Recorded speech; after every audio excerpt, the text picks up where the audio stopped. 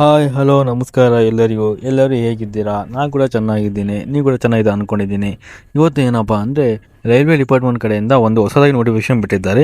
ಆ ನೋಟಿಫಿಕೇಶನ್ ಯಾವುದು ಅಂತ ತಿಳಿಸಿಕೊಡುವ ಮುಂಚೆ ನನ್ನ ಚಾನಲನ್ನು ಯಾಕೆ ಸಬ್ಸ್ಕ್ರೈಬ್ ಮಾಡಿಲ್ಲ ಈ ಕೂಡಲೇ ಸಬ್ಸ್ಕ್ರೈಬ್ ಮಾಡಿ. ಹಾಗೆ ಇದೇ ಥರ ಜಾಬ್ ಕಂಟೆಂಟ್ಗಾಗಿ ನನ್ನ ಚಾನಲ್ ನೋಡ್ತಾ ಇರಿ. ಏನಪ್ಪ ಅಂದರೆ ನಿನ್ನೆ ತಾನೇ RRB ಕಡೆಯಿಂದ ಒಂದು ಹೊಸ ನೋಟಿಫಿಕೇಶನ್ ಬಿಟ್ಟಿದೆ. ಟೋಟಲ್ ಆಗಿ 311 ಪೋಸ್ಟ್ಗಳು ಇಲ್ಲಿ ಬಿಡುಗಡೆಯಾಗಿದೆ. ಓಕೆನಾ, ಇದನ್ನು ಹೇಗೆ ಅಪ್ಲೈ ಮಾಡೋದು, ಎಲ್ಲಿ ಅಪ್ಲೈ ಮಾಡೋದು, ಟೋಟಲ್ ಪೋಸ್ಟ್ ಯಾವಾಗ ಎಷ್ಟಿದ್ದಾವೆ, ಹಾಗೆ ಈಗ ಲಾಸ್ಟ್ ಡೇಟ್ ಯಾವಾಗ ಅಂತ ಈ ಕಂಪ್ಲೀಟಾಗಿ ಈ ವಿಡಿಯೋದಲ್ಲಿ ನಿಮಗೆ ತಿಳಿಸ್ತಾ ಹೋಗ್ತಾ ಇದ್ದೀನಿ. ಕೊನೆ ತನಕ ಈ ವಿಡಿಯೋನ ಮಿಸ್ ಮಾಡಿದೆ ನೋಡಿ. ಏನಪ್ಪ ಅಂದರೆ RBI ಅವರು 131 ವೇಕೆನ್ಸಿಗಳು ಖಾಲಿದ್ದೇವೆ ಅಂತ ನಿನ್ನೆ ಅಧಿಕೃತವಾಗಿ ವೆಬ್ಸೈಟ್ನಲ್ಲಿ ಬಿಟ್ಟಿದ್ದಾರೆ. ಓಕೆನಾ, ಇದು ಅಪ್ಲಿಕೇಶನ್ ಸ್ಟಾರ್ಟ್ ಆಗೋದು ಬಂದುಬಿಟ್ಟು ಡಿಸೆಂಬರ್ ಇದೇ ತಿಂಗಳು 30ರಿಂದ, ಹಾಗೆ ನೆಕ್ಸ್ಟ್ ಮಂತ್ 2026 ಜನವರಿ 29ವರೆಗೆ ಈ ಅಪ್ಲಿಕೇಶನ್ ಹಾಕಬಹುದಂತ ಈ ವೆಬ್ಸೈಟಲ್ಲಿ ಅದು ಅಧಿಕೃತವಾಗಿ ತಿಳಿಸಿದ್ದಾರೆ. ಓಕೆ, ಹಾಗಾಗಿ ಈಗ ಏನು ನೋಡಪ್ಪ ಅಂದರೆ key highlights about the recruiting organisation and recruitment ನೋಟಿಫಿಕೇಶನಲ್ಲಿ ನೋಡ್ತಾ ಹೋಗೋಣ. ಈಗ ಕೀ ಹೈಲೈಟ್ಸ್ ಏನು ಕೊಟ್ಟಿದ್ದಾರಪ್ಪ ಅಂತ ನೋಡ್ಬೋದು. ಆದರೆ ರಿಕ್ರೂಟ್ಮೆಂಟ್ ಬೋರ್ಡ್ ಕಡೆಯಿಂದ ಯಾವ ಬೋರ್ಡ್ ಕಡೆಯಿಂದ ನೋಟಿಫಿಕೇಶನ್ ಬಿಟ್ಟಿದ್ದಾರೆ ಅಂದರೆ ರೈಲ್ವೆ ಡಿಪಾರ್ಟ್ಮೆಂಟ್ ಕಡೆಯಿಂದ ನೋಟಿಫಿಕೇಶನ್ ಬಿಟ್ಟಿದ್ದಾರೆ. ಹಾಗಾಗಿ ರೈಲ್ವೆ ಡಿಪಾರ್ಟ್ಮೆಂಟ್ ನೋಟಿಫಿಕೇಶನ್ ನಿನ್ನೆ ತಾನೇ ಅಧಿಕೃತ ಬಿಟ್ಟಿದೆ. ಅದು ನಂಬರ್ ಬಂದುಬಿಟ್ಟು 08/2025 ಅಂತ ನಂಬರ್ ಆಯಿತು. ಅದು ನಿಮಗೆ ನಂಬರ್ ಗೊತ್ತಾಯಿಲ್ಲ ಅಂದರೆ ಕೊಟ್ಟಿದ್ದಾರೆ. SCN ನಂಬರು 08/2025 ಅಂತ ಕೊಟ್ಟಿದ್ದಾರೆ. ಅಂದರೆ ಈಗ ಯಾವಾಗಪ್ಪ ಅಂದರೆ 2025 ಡಿಸೆಂಬರ್ ಮಂತ್ ಒಳಗೆ ಈ ನೋಟಿಫಿಕೇಶನ್ ಬಿಟ್ಟಿದ್ದಾರೆ ಅಂತ ಅದೊಂದು ನಂಬರ್ ಇರುತ್ತೆ. ಓಕೆ, ಅದಾದಮೇಲೆ ಪೋಸ್ಟ್ ನೇಮ್ ಬಂದುಬಿಟ್ಟು senior publicity inspector, lab assistant, chief law assistant, junior transcriptor and staff and welfare inspector, public prosecutor, scientific assistant ಆಗಿ ಟೋಟಲ್ ಆಗಿ ಇಷ್ಟುಗಳು ಪೋಸ್ಟ್ಗಳು ಇಲ್ಲಿ ಖಾಲಿ ಇದ್ದಾವೆ ಅಂತಂದು ಅವರು ಹೇಳಿದ್ದಾರೆ. ಅದಾದಮೇಲೆ ಏನಪ್ಪ ಅಂದರೆ ನೆಕ್ಸ್ಟು ಟೋಟಲ್ ವೇಕೆನ್ಸಿ ಬಂದುಬಿಟ್ಟು 311 ವೇಕೆನ್ಸಿ ಅಂತ ಹೇಳಿದ್ದಾರೆ. ನಾನು ಆವಾಗಲೇ ನಿಮಗೆ ತಿಳಿಸಿದ್ದೇನೆ ಎಷ್ಟು ವೇಕೆನ್ಸಿ ಇದೆ ಅಂದರೆ ಟೋಟಲ್ 111 ವೇಕೆನ್ಸಿಗಳು ಇಲ್ಲಿದೆ ಅಂತಂದು ಅವರು ಕರೆಕ್ಟಾಗಿ ಹೇಳಿದ್ದಾರೆ. ಅದಾದಮೇಲೆ ಸ್ಯಾಲರಿ ಪೇಸ್ ಎಷ್ಟು ಕೊಡ್ತಾರಪ್ಪ ಅಂದರೆ ಲೆವೆಲ್ ಎಷ್ಟಿಂದ ಲೆವೆಲ್ ಅಪ್ಪ ಅಂದರೆ ಪೇ ಲೆವೆಲ್ 2 ಇಂದ ಪೇ ಲೆವೆಲ್ 7ವರೆಗೆ ನಿಮಗೆ ಪೇ ಸ್ಯಾಲರಿ ಕೊಡ್ತಾ ಇದ್ದಾರೆ. ಓಕೆನಾ, ಅಂದರೆ ಸುಮಾರು 50,000ವರೆಗೆ ನಿಮಗೆ ಸ್ಯಾಲರಿ ನೀಡಲು ಇಲ್ಲಿ ಅವರು ಹೇಳಿದ್ದಾರೆ. ಅದು ಅಪ್ಲಿಕೇಶನ್ ಮೋಡ್ ಬಂದುಬಿಟ್ಟು ಹೇಗೆ ಅಪ್ಲಿಕೇಶನ್ ಹಾಕೋದಪ್ಪ ಅಂದರೆ ಆನ್ಲೈನಲ್ಲಿ ನೀವು ಅಪ್ಲಿಕೇಶನ್ ಹಾಕ್ಬೋದು ಅಂತ ಇಲ್ಲಿ ತಿಳಿಸಿದ್ದಾರೆ. ಅದಾದಮೇಲೆ ಏನು ಅಂದರೆ ಅಪ್ಲಿಕೇಶನ್ ಡೇಟ್ ಬಂದುಬಿಟ್ಟು ಡಿಸೆಂಬರ್ 30, 2020ರಿಂದ ಜನವರಿ 29, 2026ವರೆಗೆ ನೀವು ಅಪ್ಲಿಕೇಶನ್ ಹಾಕ್ಬೋದು ಅಂತ ಇಲ್ಲಿ ಕಂಪ್ಲೀಟಾಗಿ ತಿಳಿಸಿದ್ದಾರೆ. ನೀವು ಈ ನೋಟಿಫಿಕೇಶನ್ ಲಿಂಕನ್ನು ನನ್ನ ಟೆಲಿಗ್ರಾಮ್ ಚಾನಲ್ ಮತ್ತು ನನ್ನ ಡಿಸ್ಕ್ರಿಪ್ಷನ್ ಚಾನಲ್ ಕೊಟ್ಟಿರ್ತೀನಿ. ಒನ್ ಟೈಮ್ ಹೋಗಿ ಚೆಕ್ಔಟ್ ಮಾಡ್ಕೊಳ್ಳಿ. ಹಾಗೆ ಅಪ್ಲೈ ಲಿಂಕ್ ಏನೋ ಬಂದಿಲ್ಲ ಬಂದಾದ್ಮೇಲೆ ನಿಮಗೆ ನನ್ನ ಟೆಲಿಗ್ರಾಮ್ ಚಾನಲ್ ಕೊಟ್ಟಿರ್ತೀನಿ, ಅಲ್ಲಿ ಹೋಗಿ ಜಾಯ್ನ್ ಆಗಿ ನಿಮಗೆ ಅಪ್ಡೇಟ್ ಸಿಗ್ತಾ ಇರುತ್ತೆ. ಓಕೆನಾ, ಅದಾದಮೇಲೆ ನೆಕ್ಸ್ಟ್ ಏನಪ್ಪ ಅಂದರೆ ಹೀಗೆ RRBದು ನೆಕ್ಸ್ಟ್ ಹೆಂಗೆ ಅಪ್ಲೈ ಮಾಡೋದು ನಿಮಗೆ ಏನು ಗೊತ್ತಿಲ್ಲ ಅಂದರೆ ಕಮೆಂಟ್ ಬಾಕ್ಸಲ್ಲಿ ಕಮೆಂಟ್ ಮಾಡಿ ನಿಮಗೆ ಕಂಪ್ಲೀಟಾಗಿ ತಿಳಿಸ್ಕೊಡ್ತೇನೆ. ಈಗ ಏನಪ್ಪ ಅಂದರೆ ನೇಮ್ ಆಫ್ ದ ಪೋಸ್ಟ್, ಯಾವ್ಯಾವ ಪೋಸ್ಟ್ ಇದ್ದಾವೆ, ಹಾಗೆ ಪೇ ಲೆವೆಲ್ ಎಷ್ಟು ಸ್ಯಾಲರಿ ಕೊಡ್ತಾರೆ, ಹಾಗೆ ಆ ಪೋಸ್ಟಿಗೆ ಎಷ್ಟು ವೇಕೆನ್ಸಿ ಇದಾವೆ ಅಂತ ಈ ವಿಡಿಯೋದಲ್ಲಿ ಈಗ ನೋಡ್ತಾ ಹೋಗೋಣ. ಈಗ ಓಕೆನಾ, lab assistant and lab assistant 3rd, chemist and ಮೆಥಾಲಜಿಸ್ಟಿಗೆ ಟೋಟಲ್ ಆಗಿ ಎಷ್ಟಪ್ಪ ಅಂದ್ರೆ ಲೆವೆಲ್ 2ಗೆ ಸ್ಯಾಲರಿ ಕೊಡ್ತಾರೆ. ಅಂದರೆ ಟೋಟಲ್ ಆಗಿ 39 ಪೋಸ್ಟ್ಗಳು ಖಾಲಿ ಇದ್ದಾವೆ.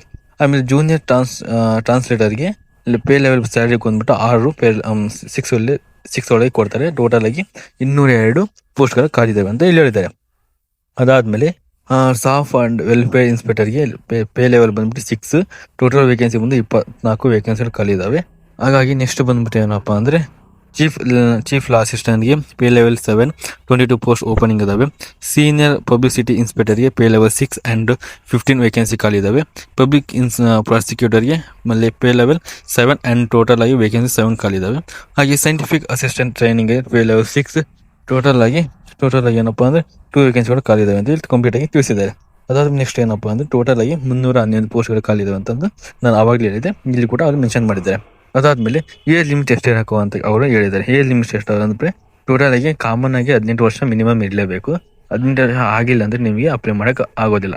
ಅದು ಸೆಂಟ್ರಲ್ ಗೌರ್ಮೆಂಟರ್ ಆಗಲಿ ಸ್ಟೇಟ್ ಗೌರ್ಮೆಂಟರ್ ಆಗಲಿ ಅದಂತೂ ಪಕ್ಕ ಆಗಿರುತ್ತೆ. ಓಕೆ, ಅದಾದಮೇಲೆ ಸೈಂಟಿಫಿಕ್ ಅಸಿಸ್ಟೆಂಟ್ಗೆ 18 ವರ್ಷ ಆಗಿರೋಕ್ಕೂ 35 ವರ್ಷ ಲಾಸ್ಟು. ಅದಾದಮೇಲೆ ಸೀನಿಯರ್ ಪಬ್ಲಿಸಿಟಿ ಇನ್ಸ್ಪೆಕ್ಟರ್ಗೆ, ಪಬ್ಲಿಕ್ ಪ್ರಾಸಿಕ್ಯೂಟರ್ಗೆ, ಹಾಗೆ ಲ್ಯಾಬ್ ಅಸಿಸ್ಟೆಂಟರಿಗೆ ಇವರೆಲ್ಲರಿಗೆ ಟೋಟಲ್ ಆಗಿ 18 ವರ್ಷದಿಂದ 35 ವರ್ಷ ಕಂಪಲ್ಸರಿ ಒಳಗೆ ನೀವು ಆ ಏಜ್ ಇದ್ದವ್ರು ಈ ಜಾಬಿಗೆ ಅಪ್ಲೈ ಮಾಡೋದು, ಇಲ್ಲಾಂದರೆ ನೀವು ಅಪ್ಲೈ ಮಾಡೋಕ್ಕೆ ಆಗೋದಿಲ್ಲ ಅಂತ ಇಲ್ಲಿ ತಿಳಿಸಿದ್ದಾರೆ. ಇದಿಷ್ಟು ಏನೋ ಆಗಿತ್ತಪ್ಪ ಅಂದರೆ ಏಜ್ ರಿಲ್ಯಾಕ್ಸೇಷನ್ ಬಗ್ಗೆ ಕಂಪ್ಲೀಟಾಗಿ ಈ ವಿಡಿಯೋದಲ್ಲಿ ನೋಡ್ತಾ ಹೋದ್ವಿ. ಆಗ ನೆಕ್ಸ್ಟ್ ಏನಪ್ಪ ಅಂದರೆ ಈಗ ಎಜುಕೇಷನ್ ಕ್ವಾಲಿಫಿಕೇಷನ್ ಆಗಿರ್ಬೇಕಪ್ಪ ಅಂತ ನಿಮಗೆ ಗೊತ್ತಿರಲ್ವ. ಎಜುಕೇಷನ್ ಕ್ವಾಲಿಫಿಕೇಷನ್ ಈ ಜಾಬಿಗೆ ಏನಿರಬೇಕಪ್ಪ ಅಂದರೆ specific qualification detail education requirement will be the specified the main notification ಅಂದರೆ ನೋಟಿಫಿಕೇಶನ್ ಕೊಟ್ಟಿದ್ದಾರೆ ಓಕೆನಾ. ಆ ನೋಟಿಫಿಕೇಶನ್ ಪ್ರಕಾರ ನಿಮಗೆ ಎಜುಕೇಷನ್ ಕ್ವಾಲಿಫಿಕೇಶನ್ ಆಗಿರಬೇಕು. ಈ ನೋಟಿಫಿಕೇಶನ್ ಲಿಂಕ್ ನಾನು ಆವಾಗಲೇ ಹೇಳಿದೆ, ಡಿಸ್ಕ್ರಿಪ್ಷನ್ ಬಾಕ್ಸಲ್ಲಿ ಕೊಟ್ಟಿರ್ತೀನಿ. ಒನ್ ಟೈಮ್ ಹೋಗಿ ಚೆಕ್ಔಟ್ ಮಾಡ್ಕೊಳ್ಳಿ ಅಂತ ಹೇಳಿದ್ದೀನಿ. ನೀವು ಹೋಗಿ ಚೆಕ್ಔಟ್ ಮಾಡ್ಕೊಳ್ಳಿ. ಅದಾದಮೇಲೆ ಏನಪ್ಪ ಅಂದರೆ ಮೆಡಿಕಲ್ ಸ್ಟ್ಯಾಂಡರ್ಡ್ಸ್ ಅಂತ ಕೇಳಿದ್ರೆ candidate must be the medically for the job profile ಅಂತ ಹೇಳಿದ್ರೆ ನಿಮ್ಮ ಮೆಡಿಕಲ್ ಹೋಗಿ ಫಿಟ್ ಆಗಿರ್ಬೇಕಂತ ಕೂಡ ಅವ್ರು ಹೇಳಿದ್ದಾರೆ. ಅದಾದಮೇಲೆ ಸ್ಯಾಲರಿ ಬೆನಿಫಿಟ್ ಏನಪ್ಪ ಕೊಟ್ಟಿದ್ದಾರೆ ಅಂದರೆ ಸ್ಯಾಲರಿ ಒಳಗೆ ಏನೇನು ಕೊಡ್ತಾರೆ ಅಂತ ಕೇಳಿದ್ರೆ PSI 11 ಅಥವಾ post of the chief law ಅಸಿಸ್ಟೆಂಟ್ಗೆ ಪಬ್ಲಿಕ್ ಇನ್ಸ್ಪೆಕ್ಟರ್ ಆಫೀಸರ್ಗೆ ಪೇ ಲೆವೆಲ್ 7 ಅವರಿಗೆ 44,900 ಕೊಡ್ತಾರೆ. ಟೋಟಲ್ ಅರೌಂಡ್ 45,000 ನಿಮಗೆ ಪೋಸ್ಟ್ಗಳಿಗೆ ಸ್ಯಾಲರಿಗಳು ಕೊಡ್ತಾರೆ. 45,000 ನಿಮಗೆ ಸ್ಯಾಲರಿ ಕೊಡ್ತಾರೆ. ಪೇ ಲೆವೆಲ್ 6 ಅವರಿಗೆ 35,000 ಕೊಡ್ತಾರೆ. ಪೇ ಲೆವೆಲ್ 2 ಅವರಿಗೆ 19,000 ಕೊಡ್ತಾರೆ. 19,000 ಅರೌಂಡ್ 19,900 ಅರೌಂಡ್ 20,000 ಬರುತ್ತೆ. ನನಗೆ ನೀವು DA ಅದು ಎಲ್ಲ ಸೇರಿ ನಿಮಗೆ ಟೋಟಲ್ ಆಗಿ 25,000-30,000 ಸಂಬಳ ಬರುತ್ತೆ. ಇದಿಷ್ಟು ಪೇ ಲೆವೆಲ್ 7, ಪೇ ಲೆವೆಲ್ 6 ಮತ್ತು ಪೇ ಲೆವೆಲ್ 2 ವರೆಗೆ ಎಷ್ಟು ಸ್ಯಾಲರಿ ಕೊಡ್ತಾರೆ ಅಂತಂದು ಇಲ್ಲಿ ನೋಡಿದ್ದೀವಿ ಆಯಿತಾ. ನಿಮಗೆ ಕಂಪ್ಲೀಟ್ ಆಗಿ ಇಲ್ಲಿ ಅರ್ಥ ಆಯಿತು ಅಂತ ಅಂದ್ಕೊಂಡಿದ್ದೀನಿ ಎಷ್ಟು ಸ್ಯಾಲರಿ ಕೊಡ್ತಾರೆ ಅಂತಂದು. ಈ ನೆಕ್ಸ್ಟ್ ನೋಡೋದಾದರೆ ಈಗ ಎಲ್ಲಿ ಅಪ್ಲೈ ಮಾಡೋದು ನಿಮ್ಗೆ ಡೌಟ್ ಇರುತ್ತಲ್ಲ. ಯಾವಾಗ ನಾನು ಹೇಳಿದೆ ಅಪ್ಲೈ ಮಾಡೋ ಲಿಂಕ್ ಇನ್ನೂ ಬಿಟ್ಟಿಲ್ಲ ಆಯಿತಾ. ಸ್ಟಾರ್ಟ್ ಆಗೋದು December 30ಗೆ ಸ್ಟಾರ್ಟ್ ಆಗುತ್ತೆ ಅಪ್ಲೈ ಮಾಡೋದು ಯಾವಾಗ ಅಂತಂದು. ಇದು ಜಸ್ಟ್ ನೋಟಿಫಿಕೇಶನ್ ತಿಳಿಸಿದ್ದಾರೆ ಇವಾಗ ಸ್ಟಾರ್ಟ್ ಆಗುತ್ತೆ ಅಂತ ತಿಳಿಸಿದ್ದಾರೆ. ಇನ್ನು ಅಪ್ಲಿಕೇಶನ್ ಯಾವಾಗ ಸ್ಟಾರ್ಟ್ ಆಗುತ್ತೆ ಅಂತ ತಿಳಿಸಿದ್ದಾರೆ ಅಷ್ಟೇ. ಯಾವಾಗ ಅಪ್ಲೈ ಮಾಡೋದು ಅಂದರೆ December 30ಗೆ ನೀವು ಅಪ್ಲೈ ಮಾಡೋ ಅಂತ ಹೇಳಿದ್ದಾರೆ.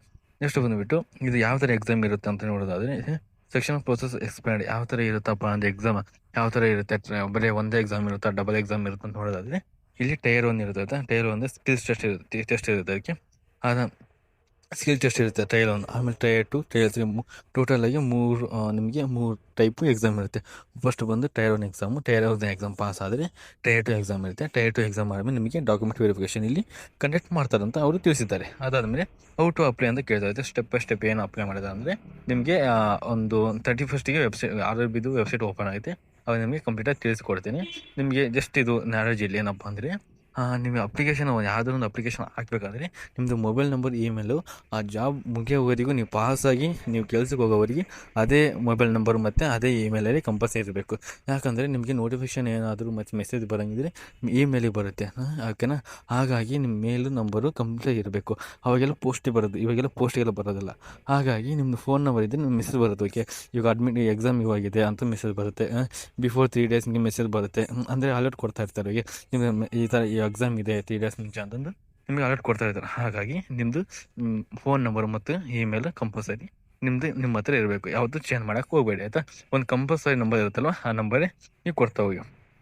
ಅದಾದಮೇಲೆ ನೋಟಿಫಿಕೇಶನ್ನು ಇಲ್ಲಿ ಹೇಳಿದವು ರಿಲೀಸ್ ಡೇಟ್ ಯಾವಾಗಪ್ಪ ಅಂದರೆ 20 ಡಿಸೆಂಬರ್ಗೆ ರಿಲೀಸ್ ಆಗಿದೆ ಓಕೆನಾ.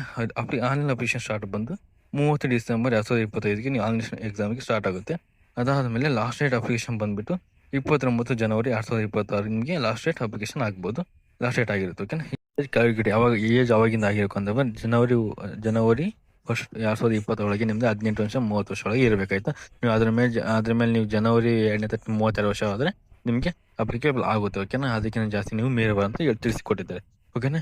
ಇದು ಅಪ್ಲಿಕೇಶನ್ ಫೀಸ್ ಬಂದುಬಿಟ್ಟು ಎಷ್ಟಪ್ಪ ಅಂದರೆ ಜನರಲ್ ಕ್ಯಾಟಗರಿಗೆ 500 ರೂಪಾಯಿ ಇರುತ್ತೆ. ಹಾಗೆ ST ಆಮೇಲೆ ರಿಸರ್ವ್ ಕ್ಯಾಟಗರಿಗೆ 250 ರೂಪಾಯಿ ಇರುತ್ತೆ ಓಕೆನಾ. ನಿಮಗೆ ಅಮೌಂಟ್ ರೀಫಂಡ್ ಕೂಡ ಆಗುತ್ತೆ ಓಕೆ. ಇದರಲ್ಲಿ ನಿಮಗೆ RRB ಏನಾದ್ರು ಅಪ್ಲಿಕೇಶನ್ ಹಾಕಿದ್ರೆ ನಿಮಗೆ SC ST ಕ್ಯಾಟಗರಿಗೆ ಅವ್ರಿಗೆಲ್ಲ 250 ರೀಫಂಡ್ ಆಗುತ್ತೆ. ಜನರಲ್ ಕ್ಯಾಟಗರಿಗೆ 100 ರೂಪಾಯಿ ಕಟ್ಟಾಗಿ 400 ರೂಪಾಯಿ ರೀಫಂಡ್ ಆಗುತ್ತೆ ಅಂತ ಅವರು ಕೂಡ ಪ್ರತಿ ಎಕ್ಸಾಮಲ್ಲಿ ಹೇಳಿದ್ದಾರೆ, ಈ ಎಕ್ಸಾಮಲ್ಲಿ ತಿಳಿಸಿದ್ದಾರೆ ಓಕೆ. ಇದೆಲ್ಲ ಅಪ್ಲಿಕೇಶನ್ ಲಿಂಕು PDF ಲಿಂಕು ನಾನು ಡಿಸ್ಕ್ರಿಪ್ಷನ್ ಬಾಕ್ಸಲ್ಲಿ ಕೊಟ್ಟಿರ್ತೀನಿ. ಹಾಗೆ ನನ್ನ ಟೆಲಿಗ್ರಾಮ್ ಚಾನಲ್ ಕೂಡ ಅಪ್ಲೈ ಮಾಡ್ತೇನೆ ಓಕೆ. ಅಲ್ಲಿ ಜಾಯ್ನ್ ಆಗಿ ನಾನು ಡೈಲಿ ಅಪ್ಡೇಟ್ ಅಲ್ಲಿ ಕೊಡ್ತಾ ಇರ್ತೀನಿ ಓಕೆ. ಇಷ್ಟೊತ್ತನ್ನು ವಿಡಿಯೋ ನೋಡೋದಕ್ಕಾಗಿ ಧನ್ಯವಾದಗಳು. ಹಾಗೆ ಸಪೋರ್ಟ್ ಮಾಡ್ತಾ ಇರಿ.